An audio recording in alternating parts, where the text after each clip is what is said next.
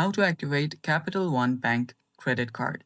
Hello guys, this is Atticus and welcome back to another tutorial video. In today's video, I'll teach you guys how you guys can activate your Capital One credit card bank account. So without any further ado, let's dive right into it. First step, open up a web browser and simply search for Capital One bank credit card activate. So this is what I searched. Then what you'll need to do is you'll find different options here. So you can go through with all of these here to find the perfect one for you. So let me just open these two. And from here, you will find the activate your card option. If you go to this option, you will see how you can activate your card. There you can see different options and different ways you can do so, but we'll just focus on this one. So first, to activate your card, you'll actually need to be enrolled in online banking.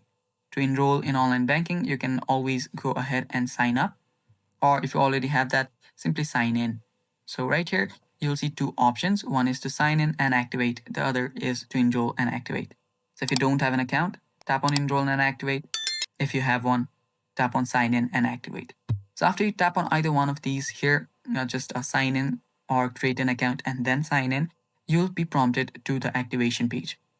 On the activation page, you'll need to use the 3-digit code on the back of your card to activate your card.